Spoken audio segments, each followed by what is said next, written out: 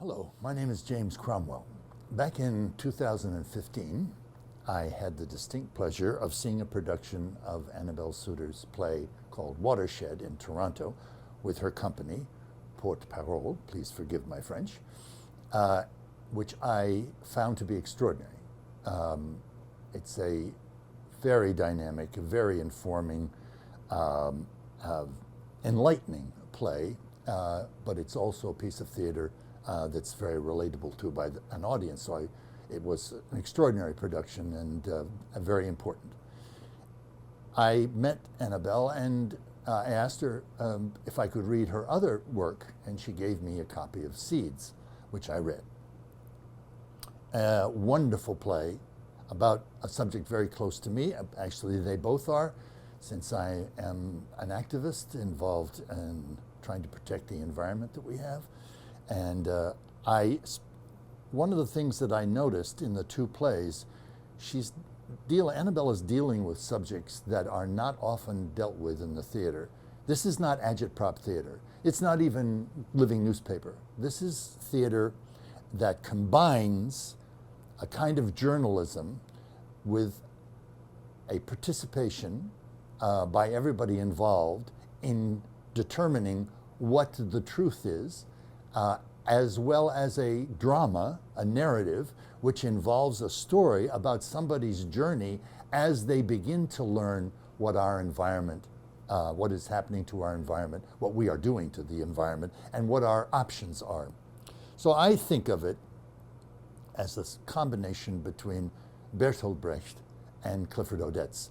Bertolt Brecht because of his insightful politics, the clarity, the rigor, the sparseness, he creates an effect which is called a distancing effect, which is to keep an audience from associating too completely with one specific character and thereby skewing the point of view towards the information that is contained in the play, and allow the audience to maintain their objectivity as much as they can, and to be able to weigh the options, then the information, and for themselves to determine what the truth is. And Clifford Odets, because Clifford Odets was dealing with a highly charged context and environment in this country, and he managed to take the politics that existed all around him, which were very complex, and he managed to put that into a narrative, a story about human beings, people that are affected by these circumstances, who respond, who share, who feel, who care, and who have a journey from one point of understanding to a greater understanding. We in this country now are faced with any number of crises, three of which are, the first one, of course, is the climate crisis, which we are now beginning to address in some ways, at least ordinary people and organizations, not that governments are, not that corporations are necessarily. And then we also have a crisis which some people are aware of, and more will be very shortly, which is a water crisis, which of course is part of the play called Watershed.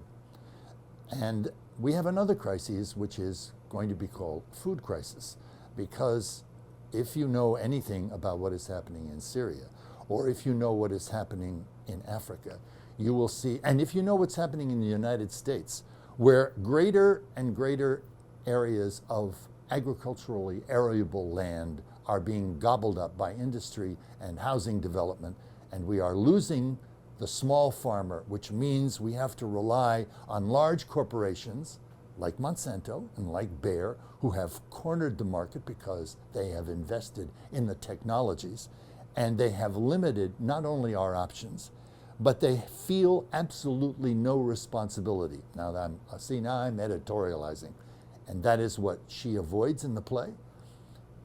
My attitude is limiting, because you're either with me or you're against me. And I think what Annabelle tries to do is be inclusive so that you can make up your own mind, you can be more objective.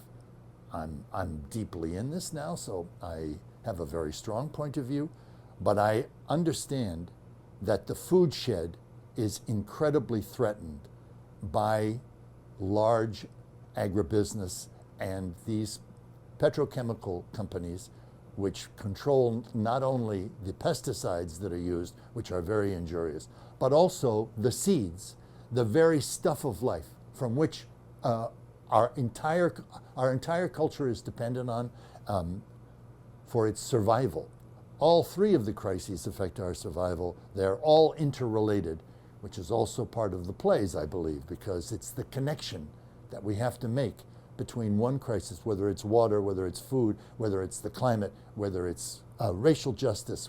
All these things are interrelated, and that's what these plays are. So it is an opportunity for someone to watch and be informed the way we were just discussing, the way television used to inform us, but no longer informs us because it is controlled by large corporations who have really only their point of view, not our point of view. This is our point of view and some of Monsanto's point of view. There is an extraordinary play. It needs to be seen, needs to be done, especially in this country. We have to start discussing these things. If we don't, then we will have missed the opportunity to make the kind of adaptation that will allow this species to survive. That's the importance of this play. So I hope you get a chance to see it. Thank you.